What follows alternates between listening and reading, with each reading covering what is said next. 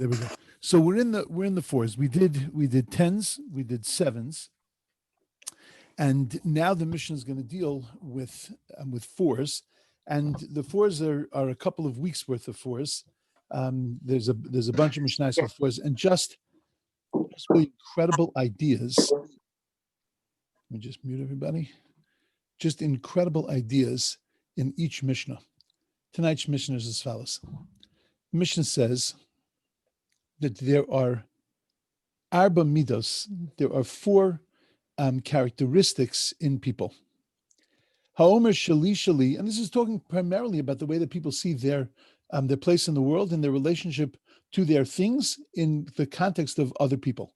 So arba midos ba'adam, so there are four characteristics. Haomer shali shali v'shalcha shalcha. A person who says that what is mine and what is yours is yours. They put up a fence between their neighbors and they say, look, I love you, but don't step over the line. You take care of your things. I'll take care of my things. Zu mida beinunis.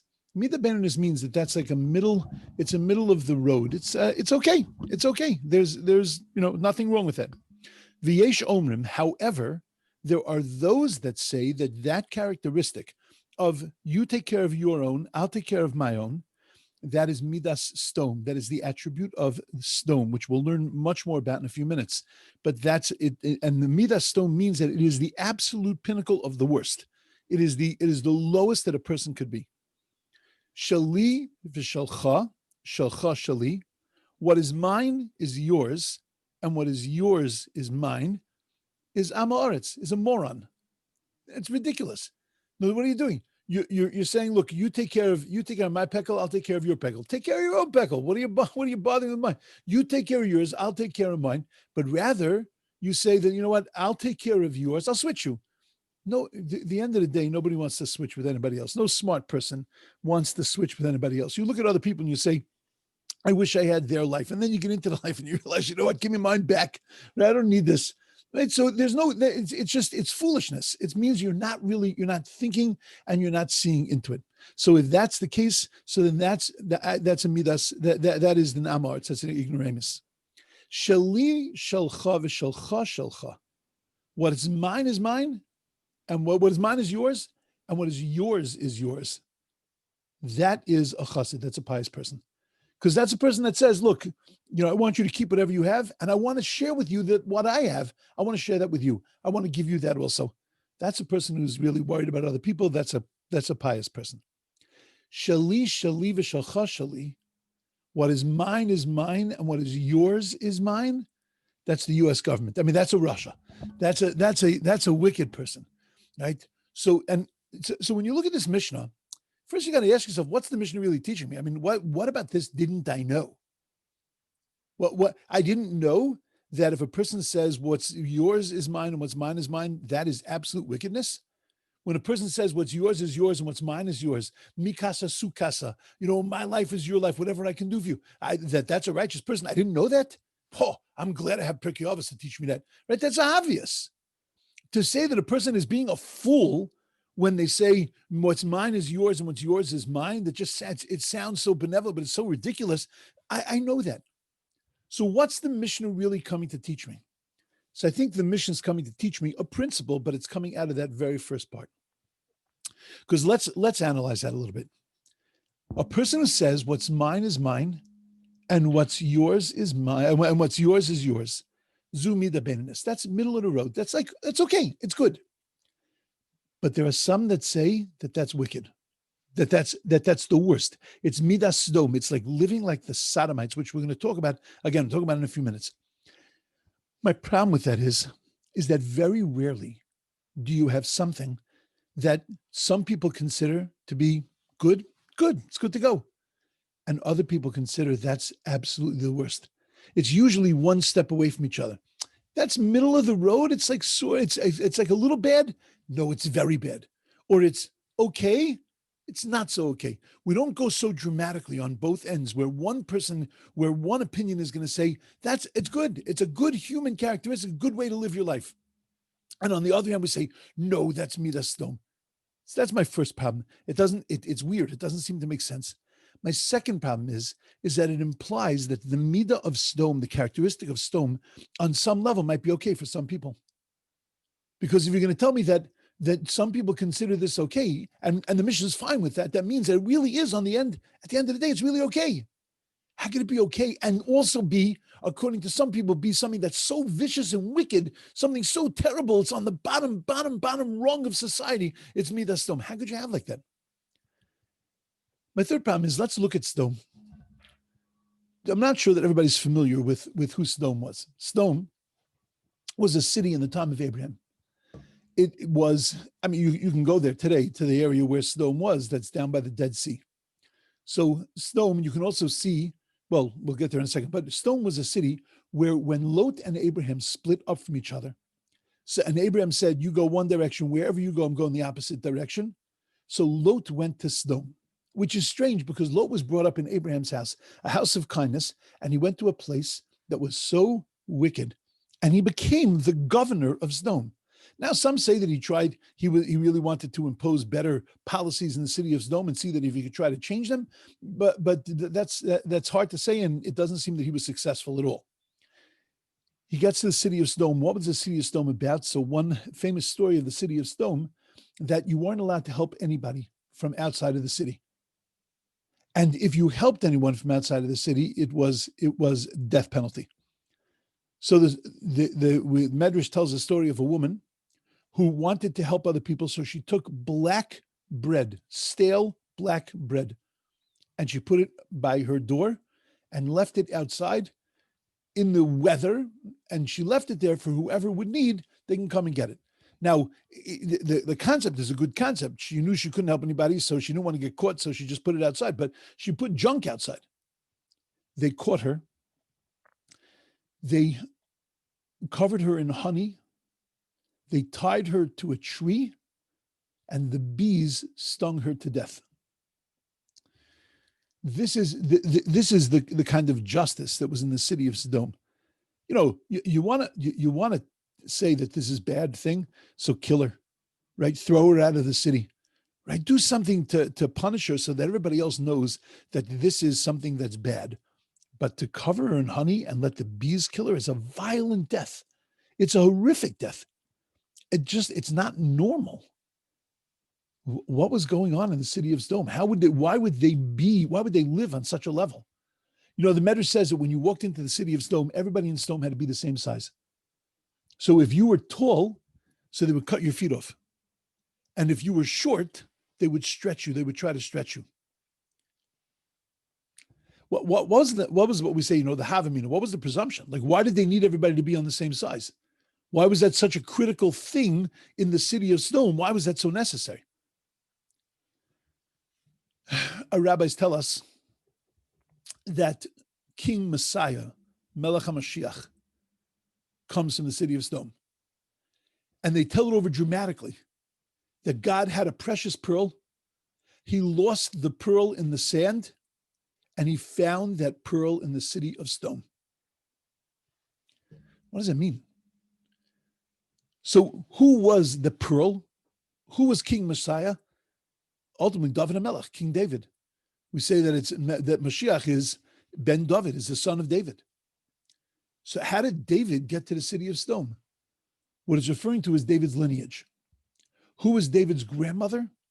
Or great-grandmother? Was Ruth. And where did Ruth come from? She came from Moab. And who was Moab? Moab was the daughter of Lot and his daughter. Now, what happened? You heard that correctly, by the way. Lot and his daughter, right? This wasn't Arkansas. This was Sodom. Now, what happened? So what happened is that when the city of Sodom, God came to Lot, sent angels to Lot to save him from the city of Sodom, because God was going to destroy the city of Sodom. It was 5 cities in the area that God was going to destroy. He told Lot and his daughters, the son-in-laws could have come, but they didn't, and his wife. And they ran out of Sodom. His wife turned back. She was commanded not to look back. She turned back, and she became a pillar of salt. And that, you know, there are many pillars near the Dead Sea, the south part of the Dead Sea. There are many places where people say, "Oh, that's Lot's wife."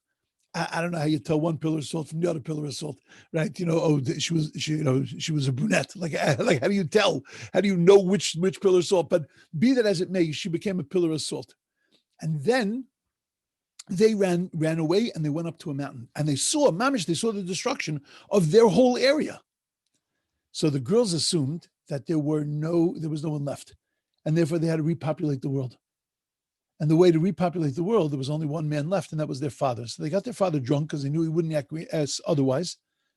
And they had a child, and the child's name they named the child Moav, from dad.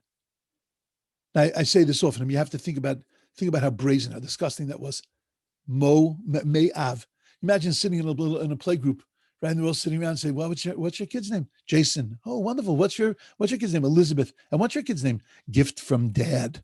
It's weird. It's just weird. And it's not only weird, it's brazen, hard-hearted. Ultimately, from that union, from Moab, developed this incredible nation, which was, we'll see also in a few minutes, that this nation, its very foundation was a foundation of hard-heartedness. And this nation, Moab, produced a woman by the name of Rus, who eventually converted into Judaism, and she became Ima Shel Malchus. She became the mother of royalty, and she now became the foundation for not only the kingship of the Jewish people, but ultimately for Messiah. One has to ask the question, why was this necessary? Why did God have to drop the pearl in the sand in Sodom and then find it there? Why did it have to come through Sodom? Okay, so let's look at the following idea. How do we justify the attitude of what's mine is mine? How do we justify the attitude of what's mine is mine and what's yours is yours? Why is that a good thing according to the Mishnah? That's a midah beinunus.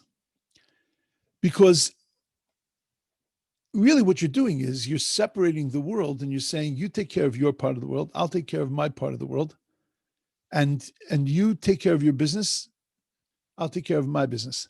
How could that possibly be good? Because that's teaching independence. Independence is a good thing. That you shouldn't have to come on to other people, that you should take care of yourself, you should be self-sufficient, is a goal in every person's life. Nobody wants to be dependent on anyone else. Nobody wants to not be able to be self-sufficient, and nobody wants their children and the people around them to feel a dependency. You want to see your children stand on their own 2 feet. We know, the Talmud tells us, Asay Shabbos Chachol, that you should make your Shabbos into weekday, that you shouldn't need other people. And what that means is, it doesn't mean that you can, rather than ask people to help you if you don't have anything, so then, well, just don't keep Shabbos. That's not what it means. What it means is that make your Shabbos like a weekday, meaning that if it means you have to eat meagerly, and if it means that you have to take care of yourself in a very subsistence level kind of thing, that's better, even though it's not full kavod Shabbos, but that's better than to have to come on to other people, than to have to live your life dependent upon other people, because independence is a Torah goal. We know that our rabbis tell us, Soni matanos yichya, that a person who hates gifts will live. What does that mean, hates gifts will live? That means that it doesn't mean a person who doesn't take gifts. Sometimes taking a gift is actually giving. Sometimes when you receive a gift from another person and you take that with grace, and you take that with appreciation, you're actually giving them something. You're not taking anything. It's a transference of an object, but you're not really taking. You're really giving. They're walking away feeling like $1 million that they were able to do this for you. You're really giving to them. But a person who's soni matanos, who doesn't look for those presents, who doesn't desire those presents, Yichya is going to live a much better life because he's going to be independent. And you do understand that we actually, sometimes we miss this, but we say this in benching. Every time we bench, we don't only say to God, thank you for the food. We say to God, V'no al tatzrichenu Hashem Elokeinu, that don't make us need God, lowly de matnas basar v'dam, not from the gifts that come to us from humans, the lowly de havasam, and not from their loans, just from you. That we should not feel dependent on any human being. That's something that we pray about. It's something that we live our life for, because being independent is critical. Sometimes giving to other people is actually very dangerous, because when you create a dependency, then you're actually ruining the person, not building them up. Sometimes we feel like you're doing a chesed for a person, and all you're doing is really just making them more dependent. You know, there was a person once who, I was, whatever. It's a difficult situation. I'm going to leave out a lot of the details, of course, but I took a position at some point that we needed to stop helping a certain person, because all we were doing were enabling them. We were making it that they were completely dependent and never seeking a job. And when the doors shut for them, it was interesting. The doors shut, and then I got calls from other cities where this person had connections of what the heck is the matter with us? How dare you not give this person? This person is in need. And they had no idea of the larger picture, that this person was in need for years and years and years, and just not digging deep in themselves to find a way to take care of themselves. They were just dependent on others. And all we were doing by giving to them was just creating that dependency. That is as bad as harming and hurting a person, as slapping them in the face, because that's something that ultimately, that's not a chesed, it's not a kindness. You know, did you ever wonder that Avram Avinu, Abraham, the big Baal Chesed, he was Mr. Chesed. His whole essence was kindness. His whole essence was goodness. He raises a son, and what was his son's whole essence? What was Yitzchak's whole essence? Boundaries. It was called gevura, din. It was harshness. He put boundaries around everything. So the rabbis asked the question, why didn't he just do like his dad? Why didn't he just learn from his dad and perfect the kindness? In other words, become a kind person plus. Why did he pick another pathway in serving God? Why did he go down this other road? Because Yitzchak, Isaac, understood that if all I'm going to do is giving without boundaries is destruction. It's not building. And therefore, Yitzchak put the boundaries. Yaakov put the two of them together.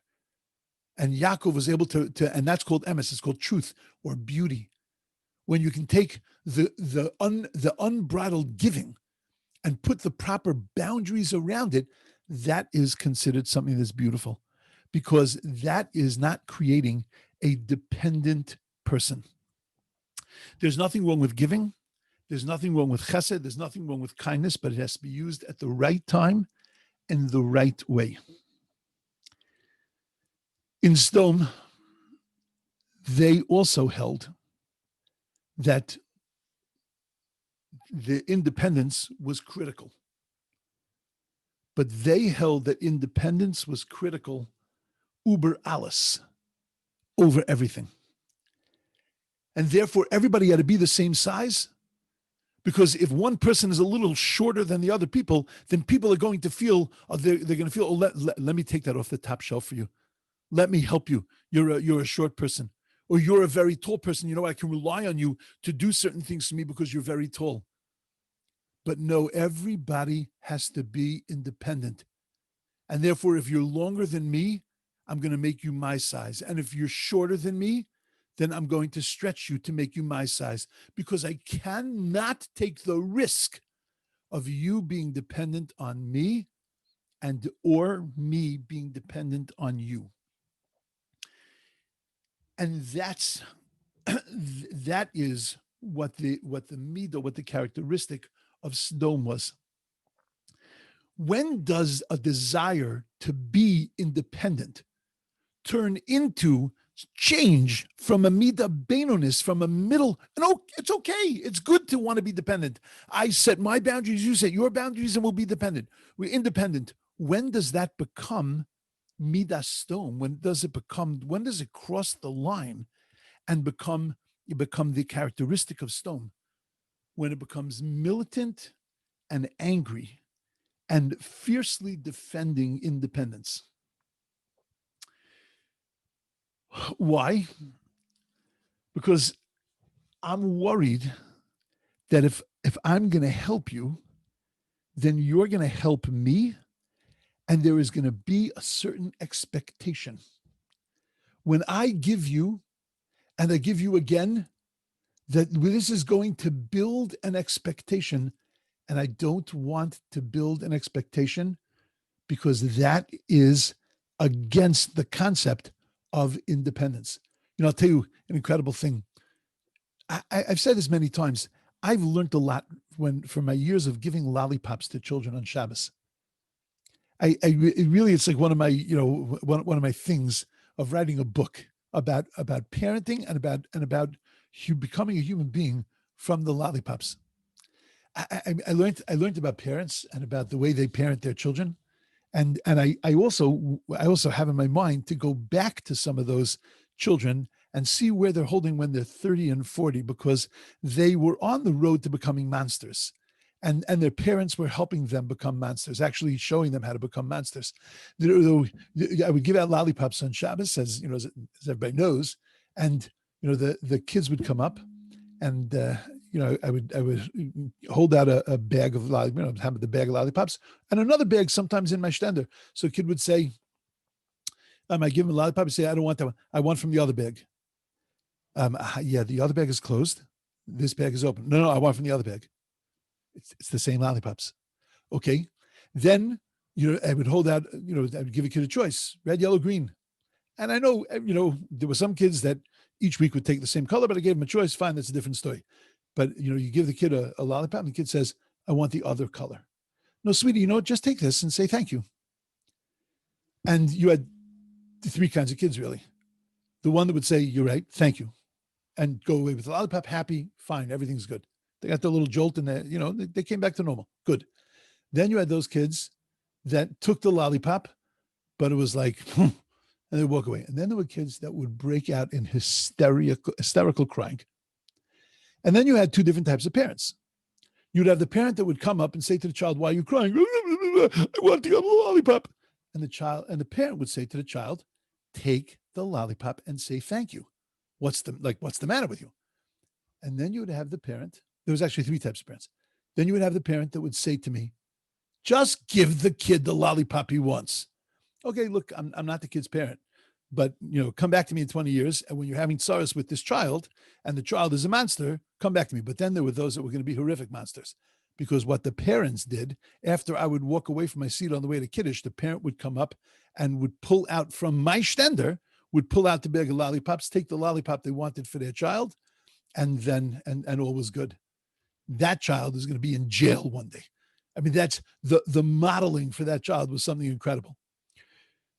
There were children that when I would give them a lollipop, whatever, thank you, not thank you.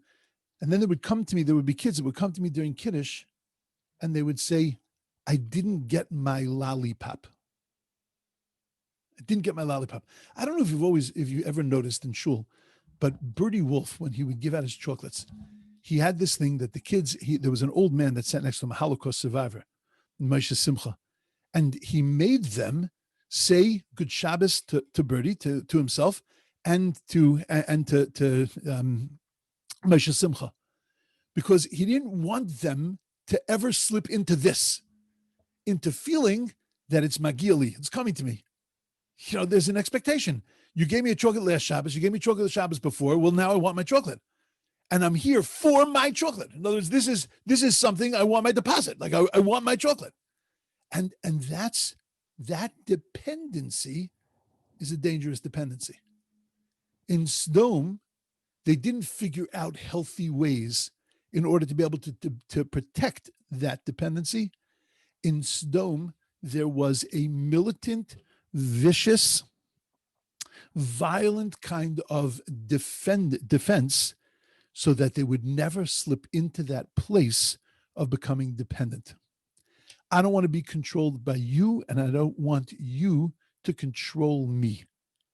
And I defend that with anger, and I defend that with meanness, and then it becomes midas sdom. Defending dependency when you use your brains is incredible. When you use your violence, when it goes over the line, then it becomes midas sdom.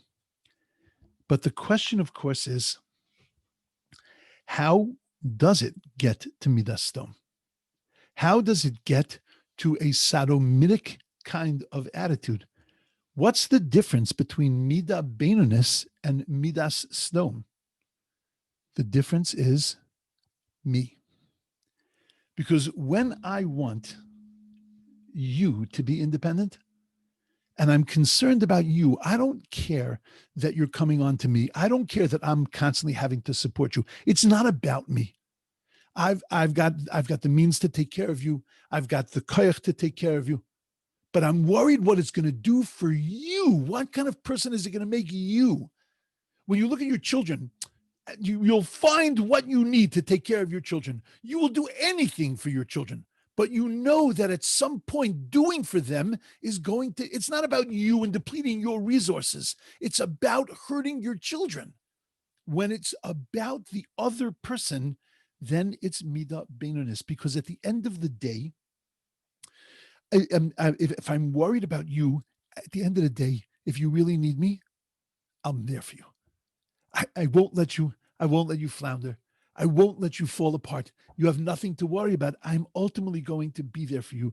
But right now, I need to help to teach you this independence. And as long as it's about you and it's not about me, so then that's midah beinonis. But Stone wasn't about you. It wasn't about I wanted you to be independent. It was about that I wanted to be independent. And when I'm worried about my independence, then I'm worried that you're going to deplete my resources. You're going to take away from me. I'm worried about the effect that you're going to have on me and what you're going to expect from me. It's the same characteristic. But when it's trained towards you, it's midah beinonis. It's gorgeous. When it's trained towards me, then it becomes something devastating and horrific. And that's why the Mishnah puts those two on the opposite ends of each other. Why the Mishnah says that it could be either on the one hand a midas sdom, or on the other hand, it could end up being midah beinonis, because it all depends on where you put it. Ruth was impoverished. She was a princess who married a Jewish boy who her husband died. Her mother-in-law suffered terribly because she let all that happen. She let her children marry out because she had run away from Israel and from the opportunity to support people in famine. The mother-in-law then did tshuva, and Naomi decided she was going back to Israel. Ruth attached herself to Naomi. Naomi was going back as an impoverished person, and an impoverished person who was derided by the whole community of Israel. And so Ruth was coming back, mamish, on the bottom.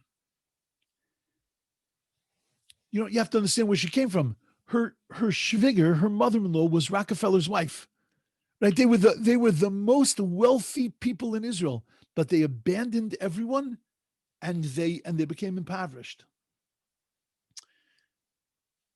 Ruth was a convert in this whole story, and only imagine what kind of place she had in society. But at the end of the day, she was completely independent. She had no choice but to go down and to take the gleanings from the field, which were the matnas aniyim, the gifts that we give to poor people. But even though she was taking gifts that were given to the poor people, she was very careful not to take anything that she felt another poor person would need. And she wasn't really so successful at gleaning what she could glean and take what she could take, because she was worried about becoming dependent, and she was worried about other people. So we're told that Boaz, who was a relative, who ultimately married her, and from that child, then came the Malchus Beis David, came the kingdom of the house of David. He gave her what seemed to be a very, very meager gift, a few grains. And it's described in the Navi how thankful she was. What was she thankful? He gave her almost an embarrassingly small little gift. He's the richest guy around. He could have taken care of her tremendously, because he understood that she needed to maintain her independence. That independence, that midah, that characteristic, where was that born? That was born in Sodom. That was born from the union of Lot and his daughters. That developed in this nation called Moab. Moab said to the Jews that if you come, Moshe sent a message to Moab when they were traveling through the desert, can we please come into your pass? We just want to pass through your land. We don't want to take anything from you. We will pay for any water. Set up kiosks on the side of the road. We're happy to go and to have our people buy from there.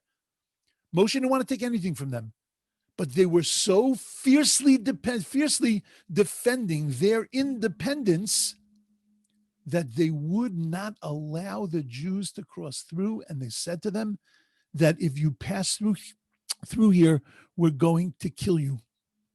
But that independence was about themselves, the fear of you taking away from them. And that's always something dangerous. But that's why it had to come from Sodom. That's why that sense of independence had to be taken from Sodom and purified inside of the Jewish people. It had to be taken from a focus on me to a focus on you. And that became the foundation of our king. That became the foundation of our nation, and ultimately the foundation of Melech HaMashiach. The king, Davka, needs to have this, because the king is the one who takes care of the country. He takes care of every person, and yet has to worry about they remaining independent. And the only way to do that is when you're really worried about the health and the welfare of another person. That's why it could either be a midas stom or a midas beinonus, because it could either be something that is so vicious when it's about me, or it could be so beautiful when it's really about you. And what this Mishnah is really telling us is that when you're concerned for you, that's the way to go. That's the way to set up when you're concerned for other people. That's the way to set up your boundaries. That's the way to set up your life, that it's all about the effect that it has on another. When it's all about yourself, that's when it becomes very dangerous. And follow that through in the Mishnah, that we see that principle laid down between midah beinonus and midas stom. Again, as we said, the difference between them is what the focus is. Is the focus for independence, is the focus for the health of the other person, then is midah beinonus. If it's for you, it's very dangerous. Shali shalcha v'shalcha shali. What is mine is yours, and what is yours is mine. The focus there is really on me, because I want your stuff. I'm looking at your stuff and saying your stuff is better than my stuff. You know, your car is better than my car, your house is better than my house, your life is better than my life. And I want that. It's not that I want you to have mine. Look at how fabulous my life is. I want to share that life with you. That's the next guy. The first guy, this guy is the guy who says that, you know what, I want yours. So you take mine. You take mine, I'll take yours. But where's the focus? The focus is on me. When the focus is on me, you're a fool. Here, it's not harmful. It's just foolish. But then, shali shalcha v'shalcha shalcha, what is mine is yours, and what is yours is yours. That's the ultimate in living for another person. I'm here for you, man. I just want to help you. That's a chassid. Shali, shali, v'shalcha, shali. What's yours is mine, and what's mine is mine. That's the ultimate in the focus on me. And what's that called? That's called a rasha. And that's the message of the Mishnah. The message of the Mishnah is make sure that your focus, it's not about your desire. It's not about what you want the outcome to be. The outcome for Sdom and the outcome for Midah Beinus is exactly the same. I want independence. But you got to worry about who the focus is. What's it all about? Is it about me or is it about you? The truth is, I could speak for another hour about this, that in child raising, you have to ask yourself that question. I take a position on something. Is the position that I'm taking because it's best for me, or is the position that I'm taking because it's best for my child? Now, I don't think there's a person in the world that would say, that would admit, what are you talking about? It's of course about the best of the child. In our, what we call chedrei chadarim, in our heart of hearts, in our room of rooms, we have to ask ourselves, is this really about them, or is it really about me? Now, sometimes it's actually okay that it's about us. It's not so harmful or dangerous, but sometimes it could be very harmful and dangerous. And we have to ask ourselves that question all the time. What is my focus? Why am I so set on this particular thing? Is it because it's good for me, or is it because it's good for you? And that's, I think, the message of this Mishnah. Okay, my thoughts. Anybody has any questions, comments? Floor is open. I don't give refunds for finishing a few minutes early, so you can use the time. You don't have to make comments; it's fine. Okay, it's a good thing to chew over. I think it's one new message. Oh, thank you. Okay, something to think about. And next Monday night, I will be in. If it's Monday, it's Jersey. Just depending on what my setup is going to be, I'm going to assume that there's going to be class. If it turns out that I can't have class, so then I will send a message on Monday morning to the office and just tell them to to send out that the class is class. So look at the what's up this week, whatever, and it'll say whether there's class or not. But I'm assuming that there is going to be class as normal, and it should be fine. It's actually in the morning. It'll actually be in the morning. It's no, I'm sorry, 10:30 at night. Yeah, but I'm assuming that it's all going to be fine. Just double check with that. Okay, awesome. Everybody should have an amazing, wonderful night and a beautiful day, beautiful week. And Yirmiyat Hashem, we'll see you next week. Thank you, Rabbi. Thank you, Rabbi. Thank you. It's, like I always say, it is really amazingly awesome to see everybody. And and to just to be able to, I feel like hang out with you for a little bit. Me too. Okay. Thanks, Rabbi. Thanks, Rabbi. Take care, everyone. Thank you. Bye-bye. Safe travels. Take care.